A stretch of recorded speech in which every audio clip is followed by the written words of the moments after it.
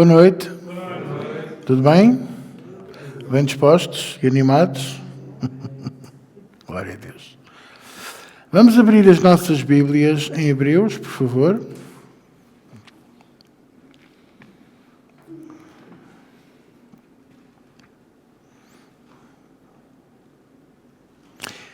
Eu hoje quero falar convosco acerca de um tema que vem um bocadinho na sequência da mensagem da semana passada. Semana passada falámos sobre, quem é que sabe? Bolo de cenoura coberto com chocolate, não foi?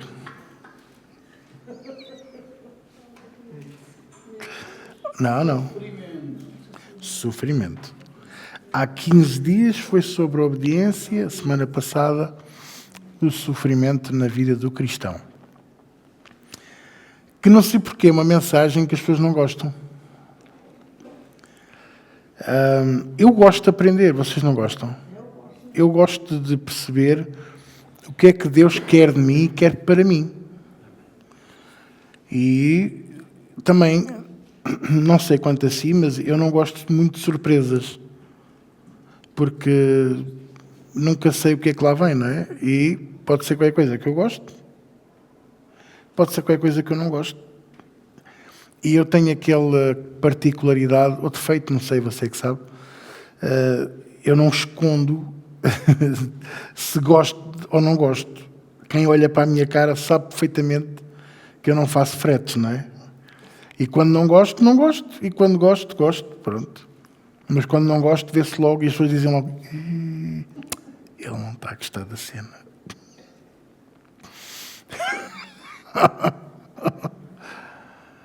Pois é, mas se nós formos a pensar um bocadinho acerca de tudo na nossa vida, todos nós somos um bocadinho assim.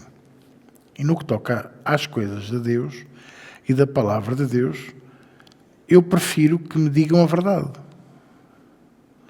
Porque eu andei enganado durante 22 anos. 22 anos. Eu tenho 46. Faça as contas. 22 anos é muito tempo. A aprender uma doutrina que me ia levar ao inferno e que me vai levar ao inferno muita gente. Porque permanecem nessa doutrina. Querem ser umas ricas pessoas e não pessoas ricas em Deus. Querem estar ricos. Mas há uma carta, uma das 7 cartas do Espírito às igrejas que diz: tu dizes que és rico, mas tu és cego, pobre e nu. É muito forte. É muito duro. Também há o inverso, em que há uma carta do Espírito às igrejas que diz: tu dizes que és fraco, mas eu te fortaleci. Eu fiz a tua fronte como o bronze, dura e que brilha, ou seja, para que as pessoas percebam que eu brilho em ti, eu estou contigo. Bom, posto isto, o que acontece? Muitos de nós, por causa disso, não gostamos de passar por certas circunstâncias na nossa vida. E eu sei que durante muito tempo, muitos de nós fomos ensinados de que o normal é não haver circunstâncias. O normal é não haver problemas. O normal é não haver aflições. Porque Jesus já nos libertou de tudo isso. Bom, e por isso é que, quando eles falam nisto, eles distorcem versículos bíblicos para justificar esta doutrina e dizem sempre desta maneira que eu vos estava a dizer, que é, eles distorcem não só os versículos, como o entendimento sobre eles. E dizem: Jesus já nos libertou de tudo isso, mas não diz do quê. Claramente, não especificam. Porque é muito mais fácil dizer: Ele libertou-nos de tudo isso. E depois cada um interpreta à sua maneira, cada um alcança à sua maneira. Pois é, a interpretação à sua maneira faz com que hoje hajam ministros de Deus, vivem no celibato e vivem num sofrimento e andam envolvidos com mulheres, outros com homens, mas têm filhos que não podem assumi-los, têm que lhes chamar de afilhados. Eles são os padrinhos, porque são o parco, são os padres das igrejas. outros andam envolvidos em coisas que não têm nada a ver com Deus, porque o pastor líder dessa igreja um dia fez Santa Ceia com bruxaria e eles acham que aquilo é a coisa mais normal. A minha sogra não gosta de mim, deixa-me cá atar aqui uns nós com o nome dela e queimar, e em nome de Jesus tomamos Santa Ceia. E não olhem para mim pensar que isto é tudo estranho, porque digo-vos que há gente que ainda hoje acredita nisto e fazem isto porque viram líderes fazer isto. E pensam que está certo. Mas não está em lado nenhum na Bíblia. Então, por isso é que quando me dizem assim, qual é a tua doutrina? Qual é a tua denominação? Não tenho. A minha doutrina é a palavra de Deus. Eu strictly from the Bible. Estritamente da Bíblia. Mas depois dizem, mas tens pastoras. E então eu lembro-lhes o capítulo 16 de Romanos. Está lá uma delas que é Priscila, mulher de Áquila, e lá porque Áquila parece um nome feminino, não eram lésbicas. Áquila é águia em latim. O fulaninho era um homem, era romano, chamava-se Águia, porque traduzindo é águia, Áquila. E Priscila foi mestriza de Apolo. Não se diz mestra, vocês estão a olhar para mim com esse ar. Mestra não existe. Ela foi mestre, de Apolo. Foi ela que ensinou Apolo. Quem é que ensina alguém? É os pastores. Aí os professores.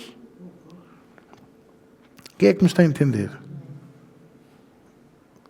Já se foram embora ou ainda cá estão? Pronto, era essa pessoa. Portanto, eu não tenho problemas com as acusações ou com os argumentos, porque eu preciso é que me fundamentem na Bíblia. E vamos ver o contexto daquilo que estamos a falar. Há uma razão para o apóstolo Paulo dar aqueles agradecimentos todos e preencher um capítulo inteiro naquilo. Porque ele próprio queria justificar e queria mostrar que a igreja precisava, não era de atualizar, mas era abrir os olhos para a realidade. Por isso é que ainda há hoje igrejas que a mulher, para entrar na igreja, tem que pôr o véu no cabelo. Pastor, já viu? O cabelo solto é sedução. Mas são as mesmas igrejas que têm fulanas a dançar seminuas durante a adoração na área de ministrar. Mas a dança foi o que David fez. Ele dançou quando a arca voltou para Jerusalém. É uma dança espiritual. Não há danças espirituais. Não há menção em mais nenhuma parte da Bíblia que deva haver danças. Nós temos o Apocalipse. Há várias descrições do trono de Deus, da zona circundante do trono, das zonas das regiões celestiais. Quantas vezes é que vocês leram que os santos estavam a dançar? Mas diz que os santos estavam a cantar. Assunto encerrado. Para mim, é encerrado. Não há dança na igreja. Mas devia de haver. Não há. Os jovens prepararem uma dança, tudo bem. Agora, haver dança na adoração, com vestes brancas, descalças, para haver sedução, cabelo. Então, é de certeza que a igreja enchia. Mas vinham para dar glória ao Criador, à criatura, não ao Criador. Vocês estão a compreender? Então, é só para... Eu gosto muito de, como se costuma dizer, bater na cobra, mas mostrar o pau e dizer, olha, é assim que se bate. Não é com festinhas, é dando ali com força. Até partir a espinha. Então, e com relação às doutrinas falsas e à questão das aflições, das provas ardentes, das circunstâncias, do sofrimento, há algo que nós sempre passamos. Seja na morte de um familiar, de uma doença grave, de um problema financeiro, de uma crise no casamento, há aquele momento em que batemos no fundo e perguntamos, onde é que estás? Onde é que está Deus? E durante muito tempo eu achei que isso era um pecado terrível, duvidar onde é que Deus estava.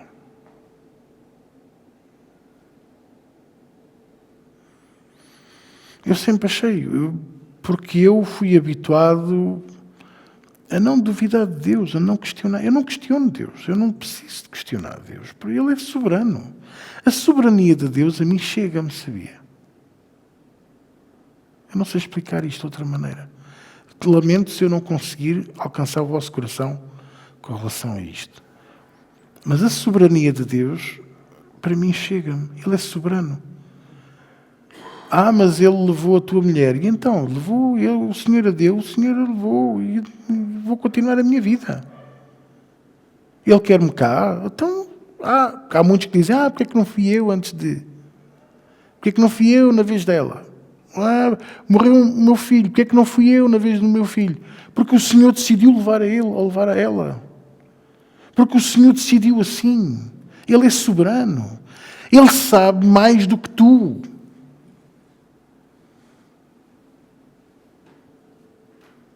Se calhar vocês não ouviram o que eu disse. Estavam a pentear o cabelo e não perceberam. Ele sabe muito mais do que tu e eu. Mas muito mais. Deus sabe mais na unha do dedo mindinho do que tu nos dedos todos das mãos, dos pés e nos puderes pedir emprestado. A sabedoria de Deus é infindável. Não tem fim. Insondável. Ninguém a pode medir, ninguém a pode quantificar nem qualificar. A sabedoria dos homens mais sábios desta terra é uma partícula diante daquilo que Deus é, e Deus pode, e Deus sabe, e Deus faz. E Ele é omnipresente, omnisciente, omnipotente. Portanto, Ele sabe, Ele viu o teu passado todo, Ele sabe o que é que vai acontecer no futuro. Há decisões que Ele toma, e porque Ele é soberano, Ele não tem que justificar. Ok, eu questiono. Eu não questionava, mas eu questiono. Eu questiono, há muita coisa que eu questiono. Há muita coisa que eu pergunto-lhe. Mas eu tenho essa intimidade para falar com Ele assim. E tu tens? E tu tens? Tu tens, no teu emprego, tu tinhas intimidade para ir ao pé da tua chefia. Ou tinhas ou tens, não sei, não é? E perguntar-lhe, olhos nos olhos, cara a cara. Porquê esta decisão? Porque alguns de nós não temos. Não dá. Seja porque é um diretor importante, é uma pessoa que não se presta a dar contas. Ou porque a tua função é só obedecer, exatamente. Vocês estão a perceber? Portanto, às vezes, e no que toca à igreja, no que toca a Deus, à sua essência, aquilo que Ele é, aquilo que Ele pode, aquilo que Ele faz, aquilo que o identifica. Esta é que é a questão que eu tenho para vocês. Qual é, se tu tens intimidade para lhe perguntar, porquê? E se tens essa intimidade, eu pergunto, Ele respondeu-te?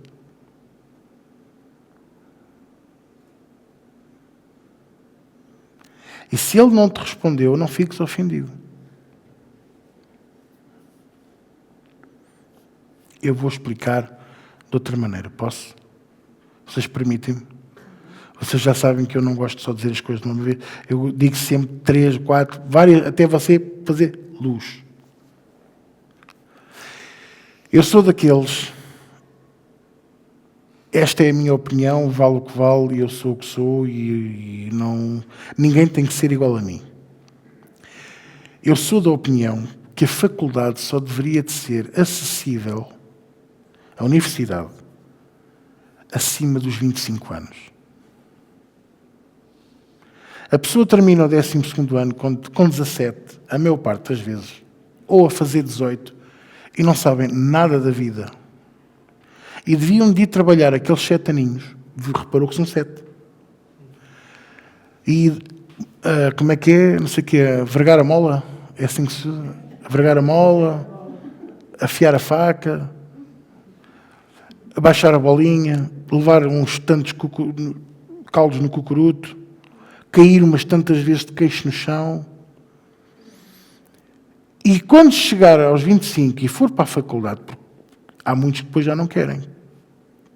Mas aqueles que querem mesmo estudar e querem mesmo seguir uma carreira, quando chegarem aos 25, a mente está totalmente aberta. E há coisas que com 18 não vão conseguir entender, que com 25 vai ser assim.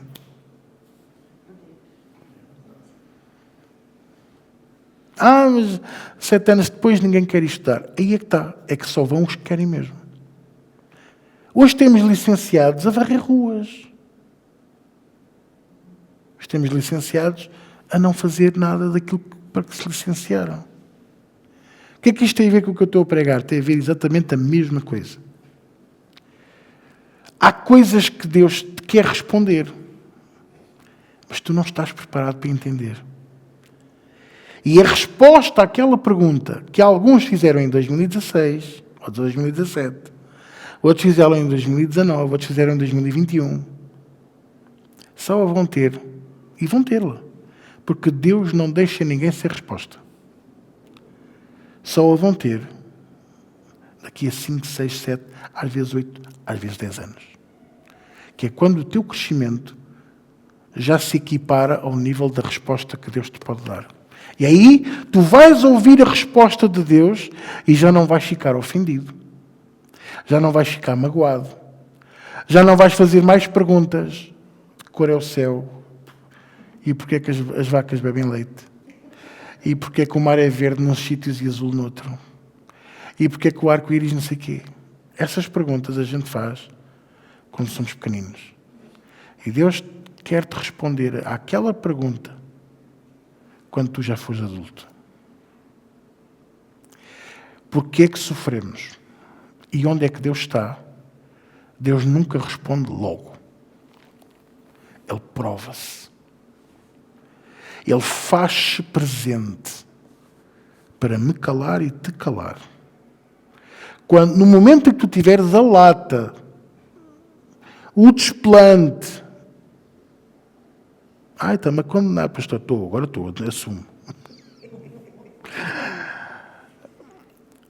A audácia, a ousadia de dizeres, onde é que tu estás, Senhor, no meio disto tudo, Ele não vai dizer assim, ei, estou aqui. Não. É aquele momento em que tu vais sentir a tempestade a parar e veres a porta da solução. É aquele momento em que, de repente, parece que os ataques param o suficiente para tu perceberes aqui está o meu escape. É aquele momento em que a doença parece que te vai levar e naquela noite tudo fica limpo.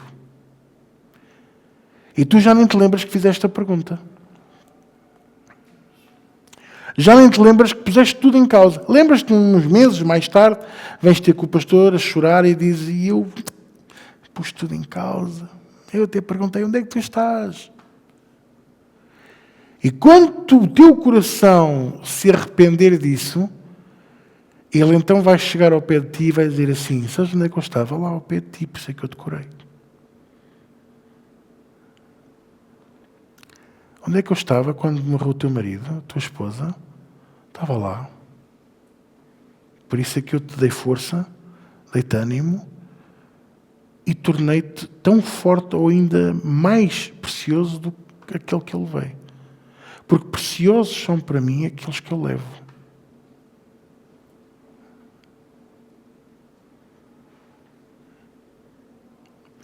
Mas porquê é que me deixaste enfermar? Eu estou-te a servir na igreja. E Deus, se calhar, vai responder mais tarde, dizer assim, pois eu quero que tu estejas na igreja, mas que me estejas a servir a mim.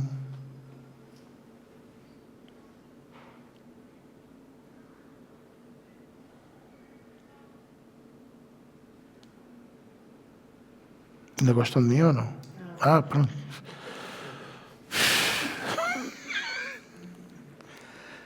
Hebreus 13, versículo 5. Vamos andar aqui no 12 e no 13.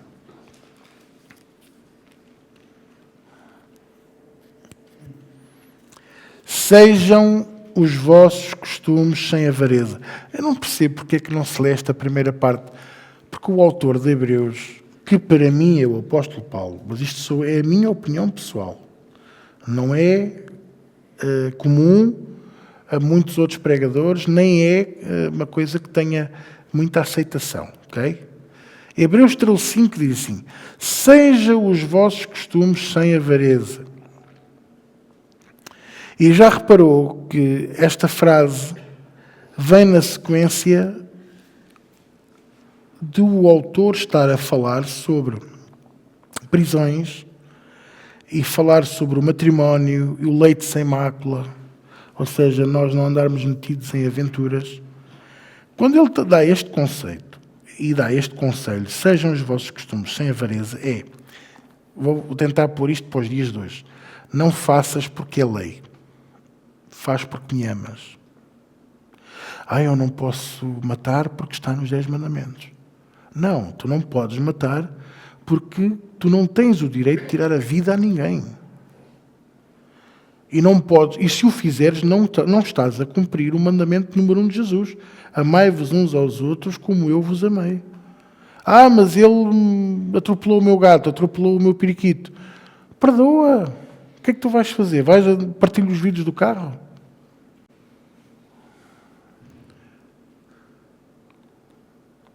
Você sabia que a maior parte dos problemas dentro da igreja é por falta de perdão? E eu estou sempre a falar nisto. A Lena está sempre... O Zé Manel está sempre a falar nisto. Nós estamos sempre a batalhar nesta coisa do... O Rui, a última vez que falou, foi sobre perdão. Estamos sempre a batalhar nisto. Mas é uma coisa que eu não consigo entender, ultrapassa-me. Perdoa, pá.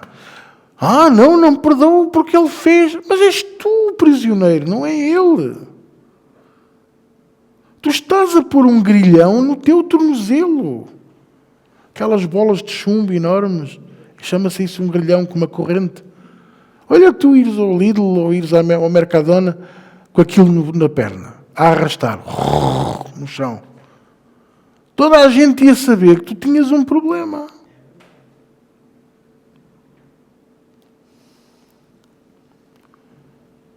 Então, se nós não conseguimos perdoar, como é que nós podemos depois pedir a Deus, Senhor, perdoa os meus pecados? Porque a Bíblia diz, o meu Pai que está nos céus não vos pode perdoar se vocês não perdoarem primeiro.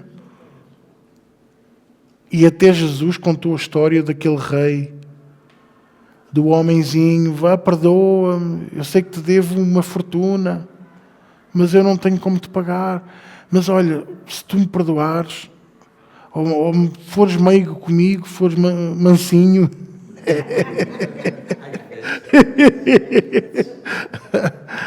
fores meigo comigo, eu vou fazer das tripas coração e vou-te pagando aos bocadinhos, mas vou-te pagando. E o rei encheu-se de íntima. Qual é o rei que se enche de íntima compaixão? Nenhum ser humano se enche de íntima compaixão. Não há na Bíblia nenhuma referência a um único ser humano que se tenha enchido de íntima compaixão a não ser Jesus. Mas diz que aquele rei, enchendo-se de íntima compaixão, teve pena dele e perdoou-o. E o fulano ia todo contente a sair do castelo do rei, não é? Ou do palácio do rei, e vê um fulano que lhe devia 2 conchas de conquilha e agarrava-lhe e apertava-lhe o pescoço, paga-me o que me deves, fulano. Fulano, que é para não ofender ninguém. E ele disse-lhe a mesma coisa, eu sei que te devo 2 conquilhas e meia. E com os juros já deve ser um saco de conquilhas. Mas tu ser mansinho, ser brando comigo, não é? Que eu tudo te pagarei. E ele lançou-o na prisão. Aquilo chegou aos ouvidos do rei. E o rei agarrou nele e meteu-o na prisão também. Aonde há pranto e ranger de dentes. Então, se eu não perdoar, Deus não pode perdoar. E isto é uma coisa que está associada. Porquê? Porque quando eu pergunto onde é que tu estás, eu estou a pedir salvação para mim quando eu devia estar a analisar a minha vida. Porquê é que eu caí nesta doença? Irmãos, eu tive dois grandes períodos difíceis da minha vida a nível de saúde. E em ambos os momentos, eu questionei a minha vida, questionei a minha salvação, eu questionei a minha ação como pastor, como servo de Deus, como filho de Deus. Também questionei onde é que Deus estava por causa do sofrimento. Mas o Senhor me ensinou muito sobre o sofrimento nessa altura. Me ensinou até para eu perceber quem é que estava comigo e quem é que não estava comigo. Quem é que, sabendo que eu estava doente, continuava a pedir e a querer tirar-me o que eu tinha, na vez de vir para juntar. Na vez de vir para me abraçar. Eu até nem sou muito dessas cenas. Eu gosto de dar abraços, não sou de receber. Nunca fui. Mas, irmãos, há momentos em que nós precisamos de ouvir assim: tu és um bom pastor. Sabe bem ouvir. Não, pronto, o ego fica mais gordo. Também o ego vai cá ficar quando eu subir. Não passa na porta estreita. Nem egos, nem caráteres. Mas sabe bem ouvir, dizer. Nós somos tão criticados, somos tão alvos de paulada, somos tão humilhados, somos tão maltratados. Se houver uma ovelha minha que me diga assim: obrigado por me ensinar a verdade, obrigado por ser meu pastor e por ser tão bom pastor para mim.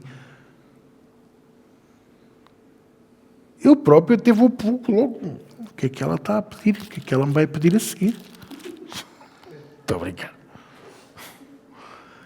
Mas sabe bem, e é um elogio que nós não temos aquela tendência para dizer: o pastor sabe, o pastor é forte, o pastor é bom. Mas sabe, eu aprendi a importância do sofrimento, eu aprendi a importância de perceber que serei sempre eu e Deus. Mas tens a tua esposa, serei sempre eu e Deus. Mas tens a tua família, serei sempre eu e Deus. Tudo é passageiro, tudo é efêmero. Nós somos todos vapor. Como dizia John Huss, se o Senhor me sarar, eu estarei com Deus. Deus estará comigo. Mas se o Senhor me levar, eu estarei com Ele. A vitória é garantida, de uma maneira ou de outra. Mas, por outro lado, ou eu começo a ver que sou eu e Deus. Mas o pastor até diz: não, mas nós também estamos consigo, nós não deixamos ninguém. E não deixo. Eu não deixo ninguém, eu não largo ninguém da minha mão, a não ser que a pessoa não queira a minha mão. E sabe, e agora aproveito para dizer aqui uma coisa. Eu não largo ninguém da minha mão, mas é para agarrar na mão, não é para a pessoa vir com os dentes agarrar na minha mão. Porque quem quer agarrar na minha mão com os dentes, eu não lhe vou dar a minha mão. Esse eu já libertei, esse eu já larguei. E é engraçado que esses querem sempre voltar, porque a mão era boa para morder, para chuchar. Tinha muita carninha. Andam sempre, volta, não volta, ou uma mensagem para ali ou para acolá, ou uma... deixa lá ver se ele agora já permite. Porquê é que não seguem lá? Vão morder outra mão qualquer. Aqui já não mordem mais que eu não deixo. Eu estou de mão dada com aqueles que querem estar de mão dada comigo. E graças a Deus que há cada vez mais gente a querer estar de mão dada comigo. Mesmo com os meus defeitos todos. E olha, quando você me vir irritado... Não fuja. Eu não sou assim tão mau. Quando você me vir com os cabelos no ar, é porque o ar-condicionado está muito forte.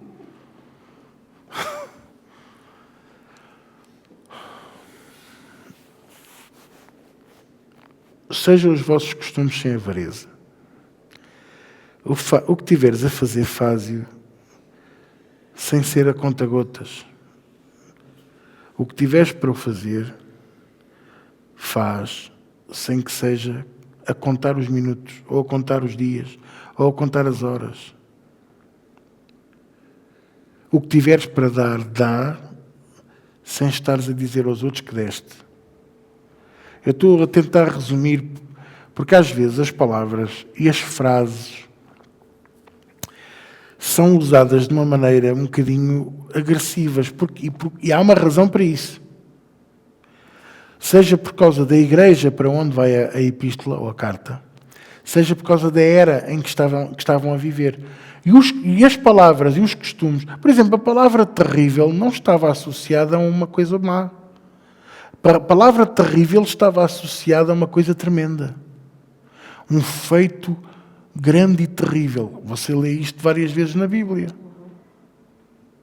Mas não quer dizer que fosse uma coisa má. Quem é que nos está a compreender?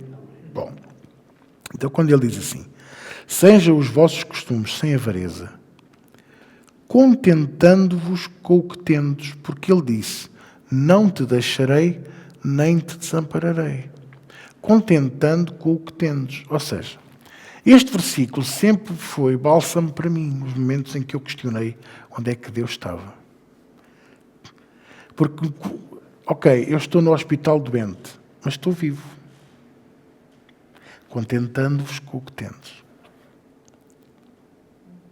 Vocês estão a perceber? Não te foques no problema que estás a passar. Foca em ultrapassar, mas foca também naquilo que eu te dou. Eu te dei a vida. Mas eu estou doente, mas tu tens vida. Mas neste momento a saúde, mas estás vivo. Mas eu estou aqui, não sei o quê. E quem é que te foi visitar hoje? O pai, a mãe e a mulher. Então, glória a Deus. Uma vez não deixaram o meu sobrinho entrar, ele era pequenino, era um bebê, entrar no hospital para ver o avô, o bisavô, aliás, e como o quarto era no resto de chão, o meu cunhado andou lá descobriu, abrimos as janelas fortuitamente e o menino viu o bisavô pela janela. Pronto. Ou seja, só de pensar, a pessoa está ali, está doente, mas olha pela janela e viu um bebê olhar para nós e de pensar assim, olha, eu tenho família, contenta-te com o que tu tens. Há muita gente que está no hospital e que ninguém lá vai visitar. Há muita gente que está doente e nem a igreja vai ter com ele a perguntar, então, o irmão está melhor? Às vezes são outros irmãos em Cristo que estão a orar por eles. E a orar dia e noite, a orar, toda a igreja a orar. Não sabem quem é o Felizmino, mas sabem que é um irmão em Cristo e foi o pastor que pediu para orar. Se é importante para ele, é importante para mim. Vocês estão a compreender? Mas na minha igreja... para de olhar para a tua igreja. Deus levantou outras pessoas para orar por ti. Enquanto o Senhor te acorda a ti para orar às 3 da manhã ou às 3:30, Deus tem ali uma preferência por aquela hora para nos chamar para orar. Um dia ainda lhe perguntar porquê, mas pronto, deve ser o fuso horário para as regiões celestiais. Filho, aqui são horas de jantar, desculpa. E você diz, mas porque eu? No dia a seguir você acorda com um olho ao peito e outros estão-se a deitar e outros já estão a dormir e o Senhor acorda-os para orarem por ti. Agora vou orar para um português que está ali.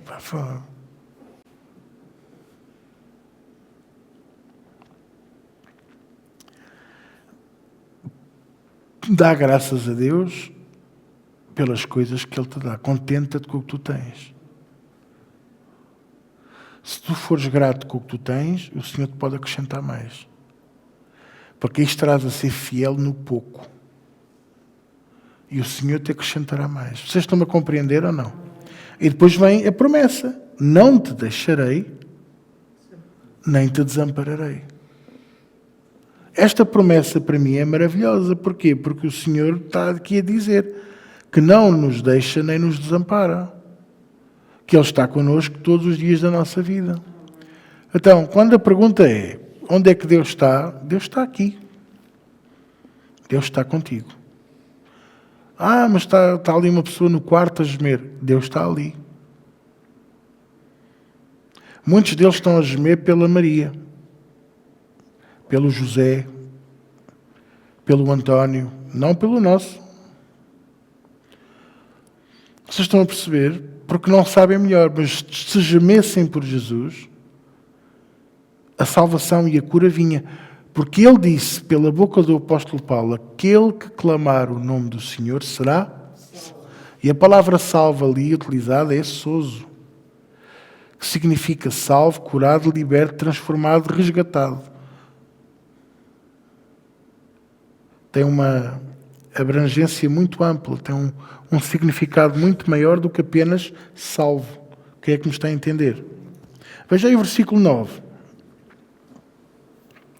Não vos deixeis levar em redor por doutrinas várias e estranhas, porque bom é que o coração se fortifique com graça e não com manjares, que de nada aproveitaram aos que a eles se entregaram.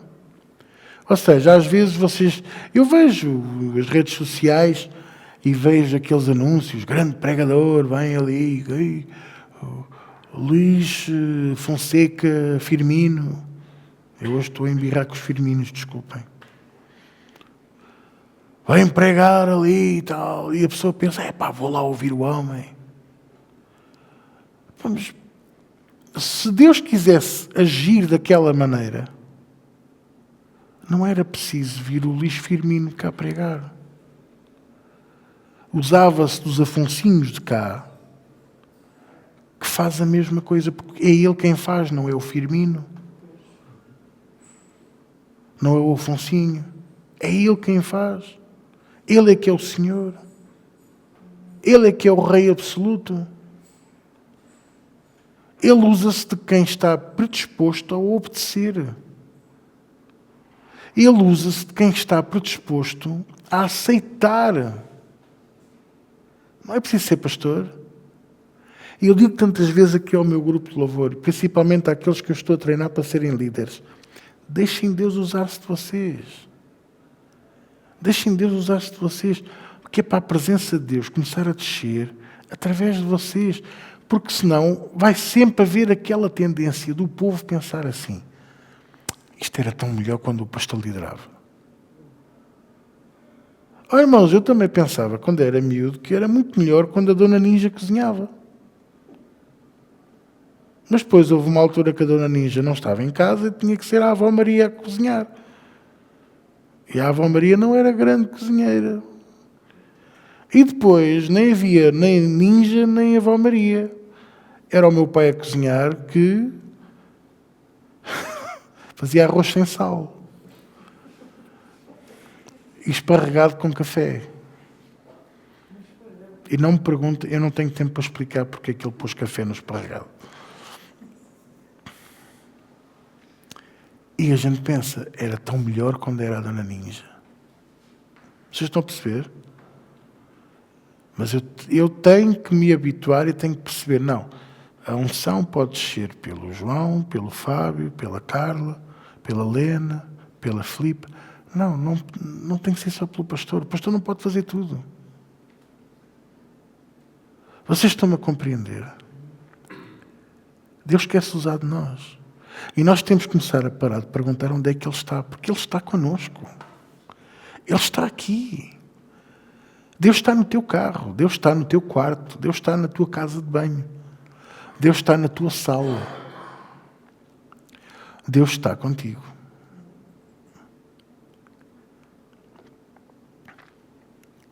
E quando vier a aflição, eu não posso perguntar onde é que Deus está.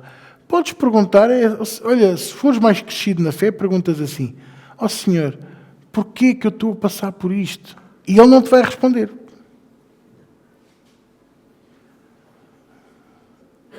Quem ouvir esta escola bíblica vai ficar um bocado desanimado. Vai pensar, moça, pensava que ia ter respostas. Ele está-me a dizer que Deus não vai responder a nenhuma pergunta. Ele é soberano. Mas porquê é que Ele me está a fazer passar por isto? Porque se calhar Ele quer que tu repenses a tua vida. Se calhar Ele quer que tu repenses, que tu vais pedir perdão a quem não pediste. Se calhar Ele quer que tu pares de olhar para ti como o herói. Porque o herói não vai a uma cama. O herói não fica internado. Se calhar está na hora de tu parares de achar que tu resolves este mundo e o outro.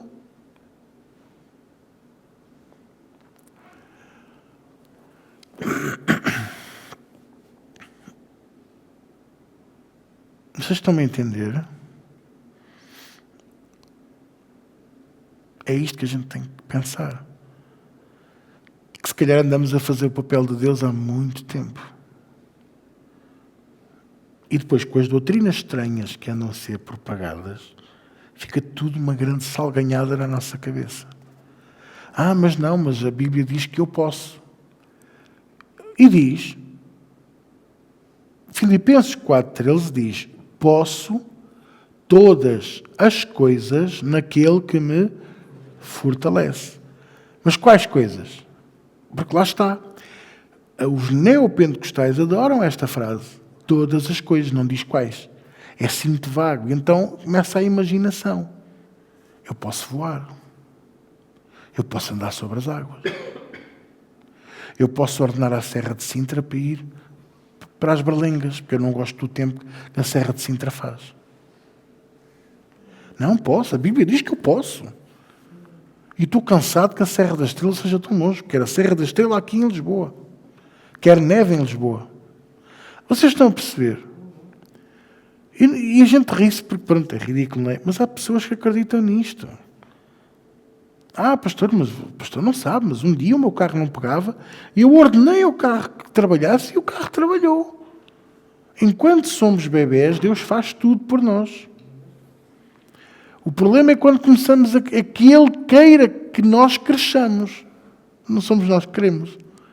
Quem é que não gosta de ter o rabinho lavado, tomar banhinho com água tépida, biberon a todo o tempo e toda a hora, papinha já moída, é só engolir, não é? E de noite se dá uma fominha, a gente chora, vem a família toda ver o bebê, cuidadinho, Quem é que quer crescer disto? Ninguém, nem na vida cristã é a mesma coisa. Deus faz tudo por nós e nós não queremos crescer, mas Deus força-nos ao crescimento. E quando nos força ao crescimento, é se calhar a primeira vez que ficamos internados. É a primeira vez que perdemos um emprego. Pastor, tenho 40 anos, nunca perdi um emprego em toda a minha vida. Agora que eu venho para a igreja é que eu perco o emprego. Glória a Deus, Deus quer que tu cresças.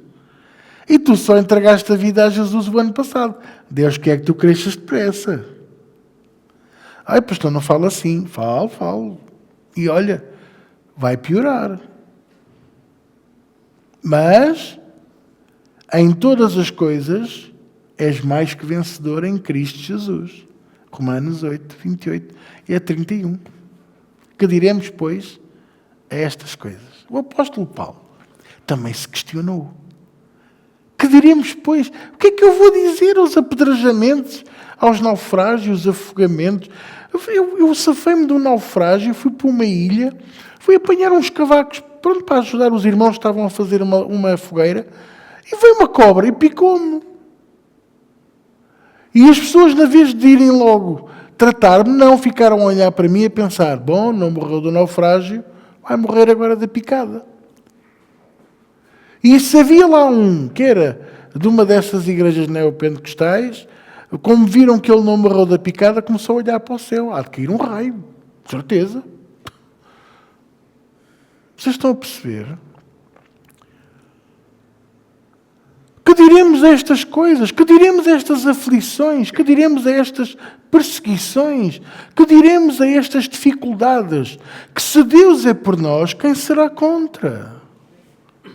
Nem a doença, nem a dificuldade, nem o afastamento da igreja me afastará do amor de Jesus.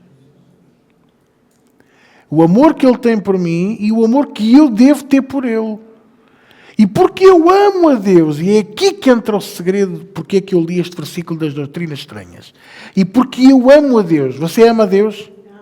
Você ama a Deus? Então, quando vier a aflição, não se ponha a pensar onde é que Deus está. Nem se ponha a pôr as culpas no A, no B, no C ou no D. Olha para dentro de ti e diz o que é que eu fiz de errado para isto me acontecer. Pastor, mas eu cheguei à conclusão que não fiz nada de errado. Então estás numa fase de crescimento. Um internamento, pastor? Uma doença grave, pastor? Um despedimento? Um divórcio? Ou um pré-divórcio? seja qual for a circunstância, se Deus te permite estar a passar por isso, é porque Ele te quer ensinar qualquer coisa importante para o teu futuro. O que é que me está a entender? Por exemplo, eu li um versículo no domingo, no fim da mensagem, que dizia assim, há 15 dias, que dizia assim, é uma das cartas, das 7 cartas do Espírito, está em Apocalipse, do Espírito às igrejas, em que diz assim, não estranhes, porque o diabo há de lançar alguns de vós na prisão. E as pessoas o que é que pensam? Perseguição religiosa. Não, porque há outros tipos de prisão. Eu vou-vos dar aqui um exemplo, posso? Vocês permitem-me eu dar aqui alguns exemplos de prisão, sem ser você ir ver o sol aos quadradinhos na PSP ou na Polícia Judiciária? Posso ou não? Pronto. Depressão. Quando eu ouço dizer que um crente está depressivo, esse crente está numa prisão e não sabe. E está feliz, porque não sabe que está numa prisão. Vocês estão-me a compreender? Uma pessoa que não consegue sair à rua, agorafobia, é um preso. Porque ele está sempre em casa. Não, é porque tem medo. Deus não nos deu um espírito de... Não tenham medo de falar. Mas de liberdade, força e mente sã. Mente sã. É suposto eu não permitir que estas prisões me deixem ficar assim. Vocês estão-me a compreender. Satanás lançará alguns de vocês na prisão. Ele pôs este mundo inteiro na prisão, todos a tomar ansiolíticos, aí a fartazana. Parecem Smarties. Abrem os pacotinhos de Smarties. Meus ricos Smarties. Antes fossem Smarties ou M&M's. Vocês estão-me a compreender ou não? Mas eu não é. São prisões. Há mais. Eu posso-vos dar mais. Pessoas que estão numa igreja que aprisiona. Se saíres, vais ser amaldiçoado. Tu sais daqui e tu vais ver o que é o diabo a atacar-te aí com força. Tu não estás a pensar a sair? Estou muito infeliz. Aqui, não estou a gostar disto. Olha, depois o apóstolo amaldiçoa-te. Olha que ele tem, aquelas maldições têm muito poder. Medo. Eu não, sabe, pastor, eu gostava muito de ir à escola bíblica, mas não vou. Tenho medo da noite. Os vultos, as pessoas, o escuro. Mulher, acende a luz.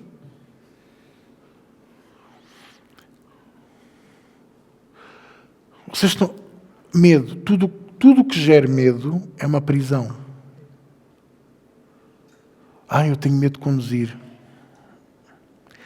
Você sabia, eu não posso dizer quem é, mas houve uma pessoa que entrou na nossa igreja há coisa de 1 ano atrás, já nesse estado, já não conseguia conduzir. E o Senhor já a libertou. E você não precisou de me ver com as mãos postas na testa dessa pessoa, aos gritos, para o diabo sair. O diabo saiu porque não tinha nada que fazer na vida dela, porque ela começou a pôr, essa pessoa começou a pôr a palavra de Deus no coração. Logo, voltou a pegar no carro. Logo, já conduz para todo lado. Até já faz rally em 2 rodas e tudo, se for preciso. Estou a brincar, não faz nada. Vocês estão a perceber? Devagarinho, Deus entra na vida da pessoa. Deus não faz rebuliço. Jesus, Ele é convidado a entrar. E sabe qual é o primeiro sítio para onde Ele vai? É para a cozinha, consigo, do seu coração. Você não sabia que tinha uma cozinha no coração? A sério, não sabiam? Mas tem.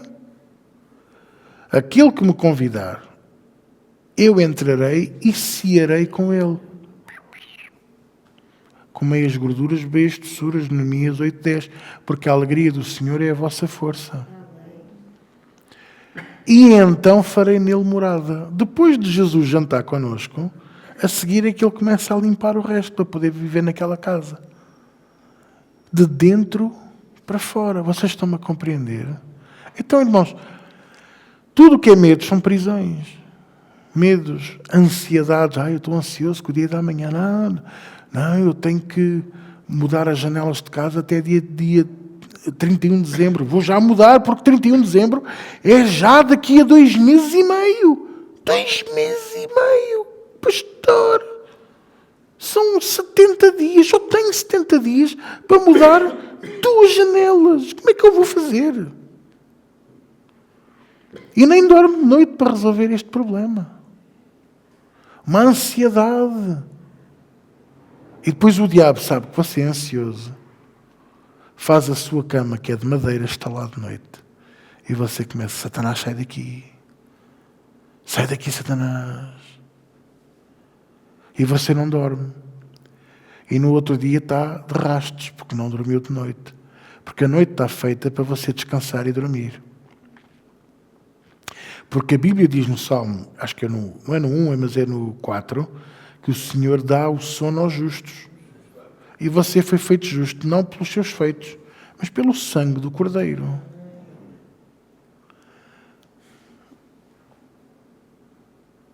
Mas sabe, à noite é que me apetece ver aquela série.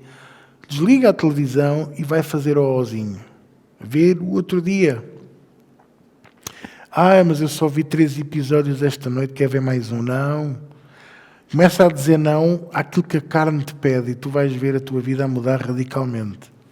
Quando des conta, até os medos que tu tinhas, tu perdes. Irmãos, vocês estão a olhar para uma pessoa que perdeu o medo das pessoas há muito tempo.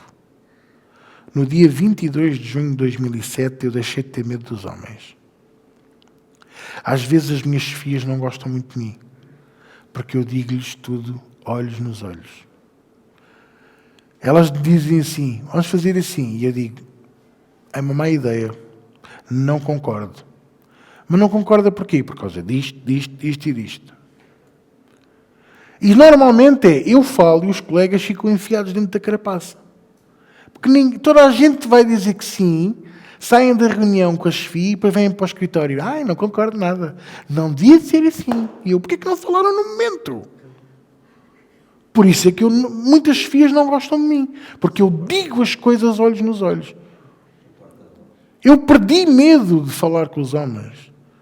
Os homens não me metem medo nenhum. E o Senhor livrou-me. E eu era uma pessoa cheia de medos. Eu tinha medo da noite, eu tinha medo do escuro. A ideia de ir do quarto à casa de banho, que era como daqui, ali para aquelas grades, coisa tão curta, eu pelava-me de medo. Eu mudava de pele, de cor de cabelo e de cor de olhos. E ficava na aflição do xixi, porque não queria ir à casa de banho por causa do escuro. E durante anos o diabo aprisionou-me com pesadelos, com terrores noturnos, de eu acordar ensopado em suor, cheio de medo. Vocês não imaginam o que é que isto era. E onde é que Deus estava? Estava ali ao pé de mim. Porque Ele acordava-me, era Ele que estava comigo, era Ele que chamava, era Ele que trazia. Era Ele que sossegava o meu coração. E hoje eu não sofro mais disso. Eu hoje não tenho medo de nada. E às vezes eu conto às minhas colegas de trabalho, isto agora que ninguém vai ouvir, que elas têm curiosidade. Alguma vez fizeste um exorcismo? Fiz vários. E eu ainda nem contei nada e já começam. Eu estou cheio de arrepios.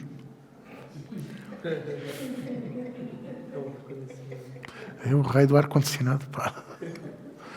Vocês estão a perceber? Eu não tenho medo. Eu não tenho medo do diabo. Eu já o repreendi na minha vida. Ele já esteve à minha frente, não como o pastor Sérgio uma vez viu, mas já vi muita coisa. E eu não tenho. Ele já falou para mim.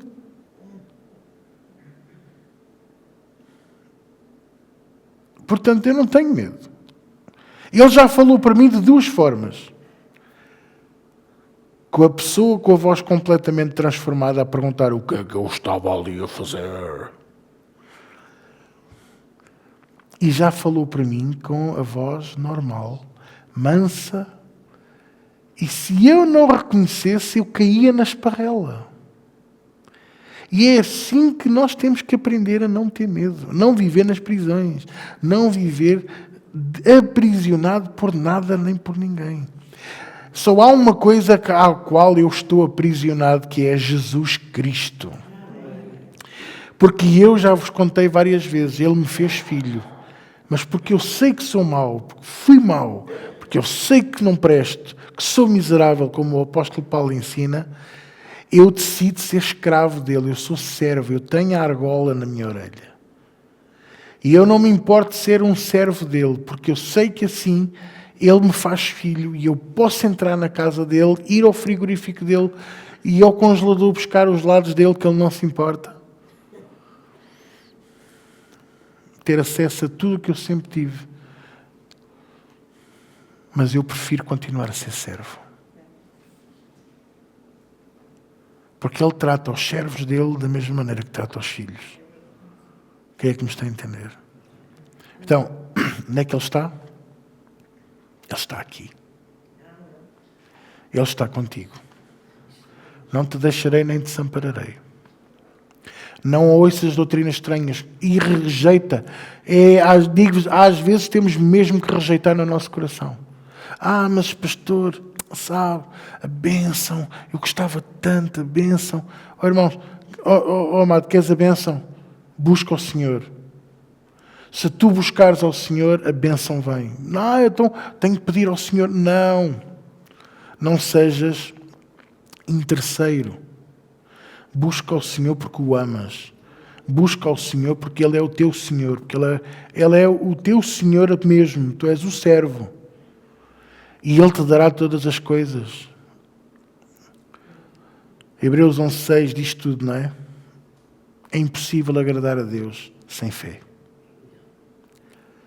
Porque, olha, e vou terminar com isto. Como é que eu posso agradar àquele que eu nunca vi? Os hindus oram às vacas. Ainda hoje vi um costume típico hindu. Metem-se atrás da vaca, a vaquinha faz o xixi para cima do sacerdote, e eles ainda bebem e tudo.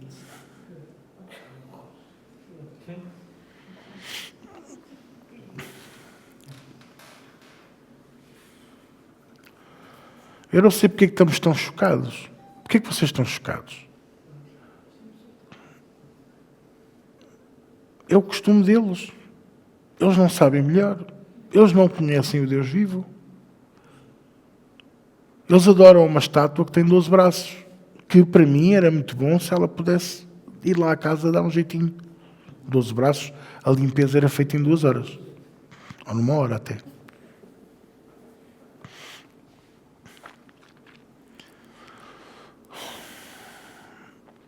Olha os budistas. Tenho um amigo meu que diz que o budismo é aquela religião em que está tudo a arder, mas está tudo bem. Está tudo... Calma. Na paz. Está tudo estragado. O homem está às portas da morte, mas não. No budismo está tudo bem. É preciso estar calmo.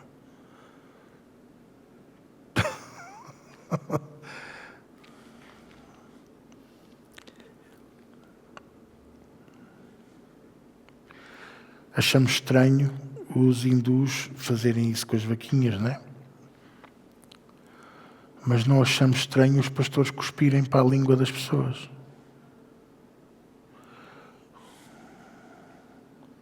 Yeah.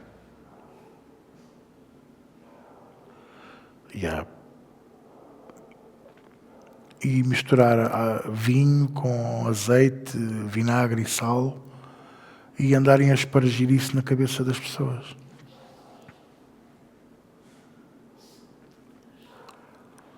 E outras porcarias que eu não quero mencionar aqui, porque eu ainda não jantei e ainda espero comer qualquer coisa quando chegar a casa, para não ficar mal disposto. E outros costumes que, por exemplo, o catolicismo também tem, os ortodoxos. E nós ficamos chocados é com os outros. Mas porquê que não ficamos chocados connosco?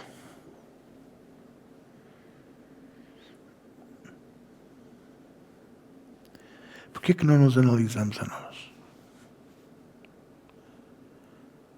Qual é a necessidade que nós temos de ter um Deus físico?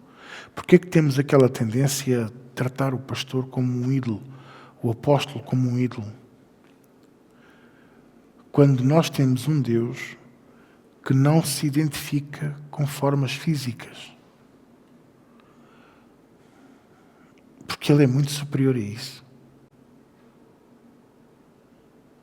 Nunca ninguém viu a face dele a não ser o seu Filho e o Senhor Santo e Espírito. E, no entanto, toda a gente quer-lhe pôr uma imagem, quer-lhe pôr uns olhos, um bigode, um nariz, uma barba. Nós nem sequer sabemos a imagem de Jesus. Fazem um homem branco, de olhos azuis, magrinho. Quando se calhar ele até é mestiço. Ou de Médio Oriente, sim, já mais para o escuro.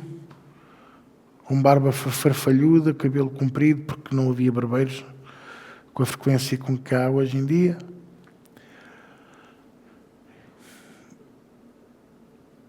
A minha fé e a tua fé é mais bem-aventurada porque tu crês e nunca o viste. Tu crês nele, tu crês naquele. Tu crês, tu acreditas, tu amas, tu desejas, tu serves aquele que nunca vi. E Ele faz-se presente com a sua presença, com a sua unção, com a sua glória, com a sua salvação, com a sua redenção. O mundo está completamente a arder e tu estás na paz de Deus e não és budista. Nem és louco. Porque a paz que tu tens é a paz que Jesus dá, que mais ninguém te pode dar. E esta paz não tem forma de se comprar no supermercado nem em lado nenhum.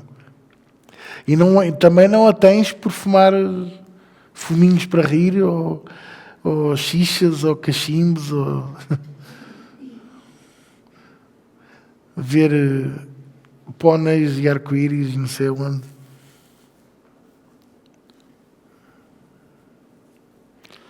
Esta paz vem por tu acreditares que Ele é real.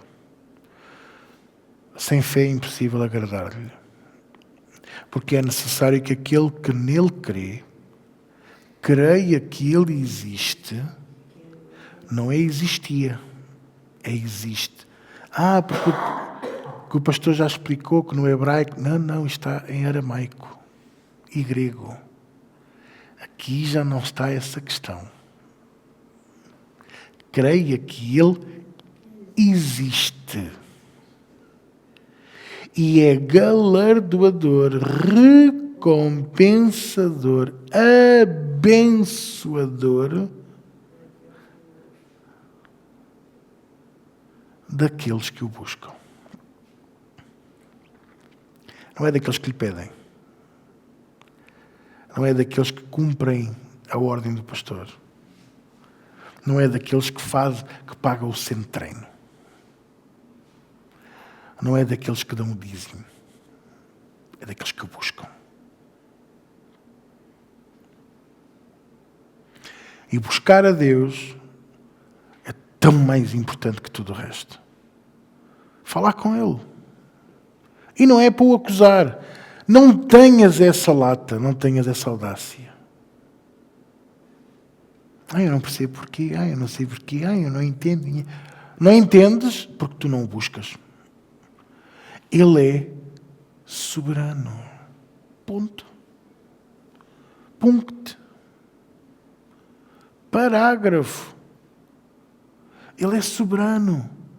Ele é maior do que tu, Ele é maior do que eu, é maior do que todos nós juntos, é maior do que este planeta, do que este sistema solar, maior do que o universo. Ele é o Criador de todas as coisas.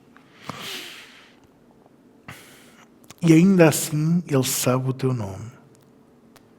Ainda assim Ele reconhece a tua voz. E tu reconheces a voz dele quando Ele fala contigo.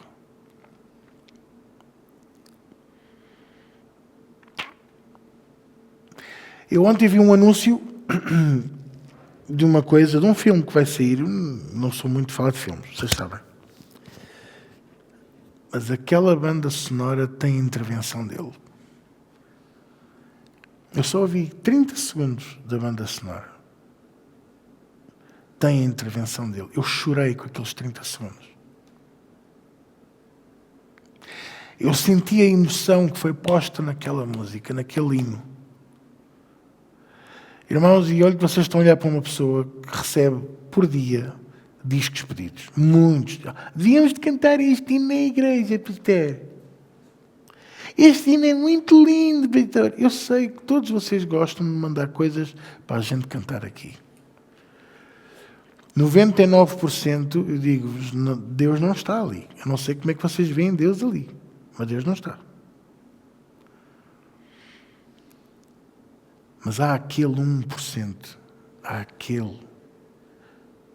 Eu deixo passar aqui para o altar, porque Ele está lá. E vocês digam um hino que nós cantamos aqui que não tenha a presença de Deus.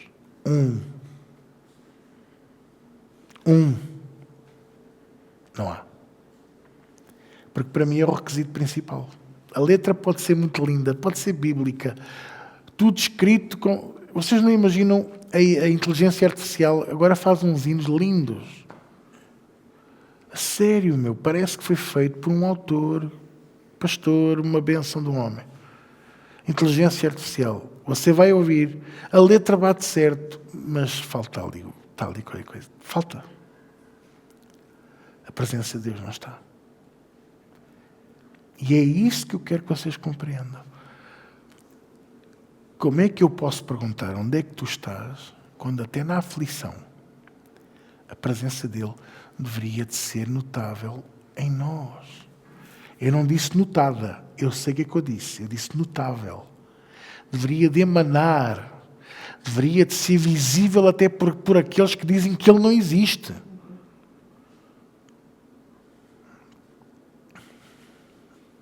E agora pense.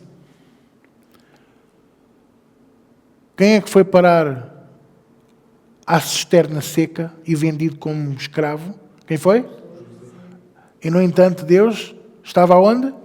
A cozer meias porque, pronto, tinha feira no fim de semana a seguir. Não, estava lá com ele. Passado algum tempo, o que aconteceu? O povo atravessou, chegou à beira do Mar Vermelho, não é? Libertos por Moisés e pelo poder de Deus. E o faraó vinha com o seu exército inteiro para os matar. E o que é que Deus fez? Abriu o Mar Vermelho. E o povo passou em seco, sem dificuldades.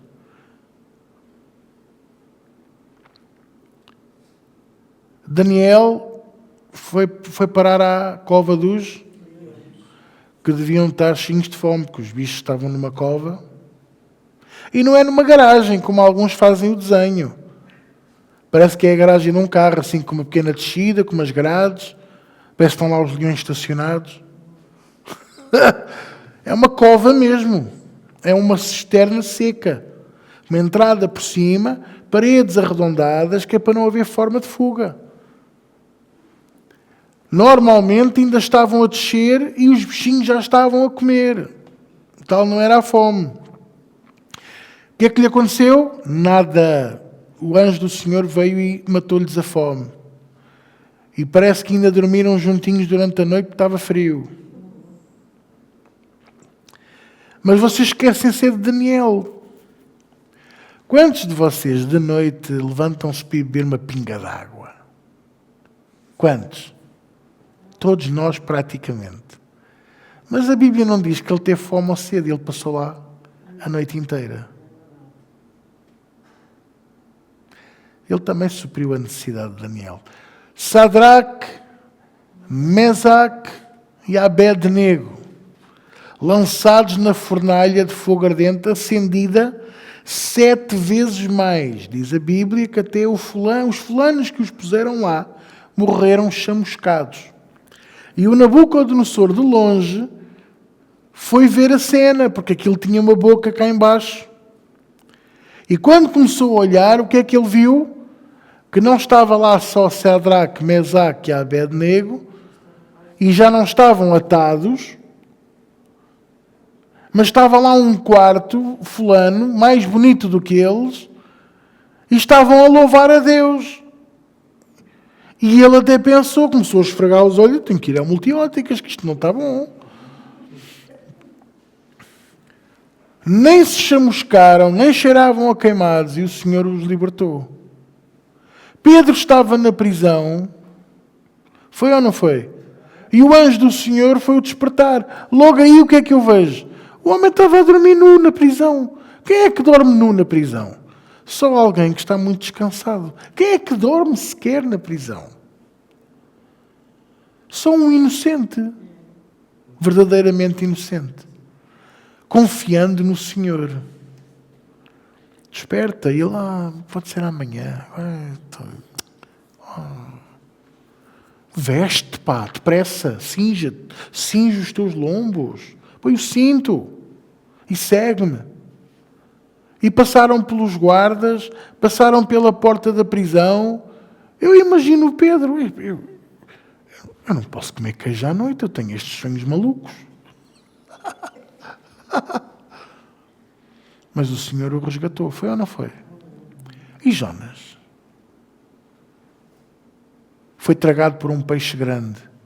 Quantos dias é que ele teve na barriga do peixe? 3. Aquilo é que foi cá uma refeição pesada, que o bicho não fazia a digestão de maneira nenhuma. Com pensãs, água das pedras, e aquilo não descia. Aquilo não descia. Parece que eu estou a ver o bicho a dizer, agora lá, Deus, pá! Estás a ouvir, ó Jonas?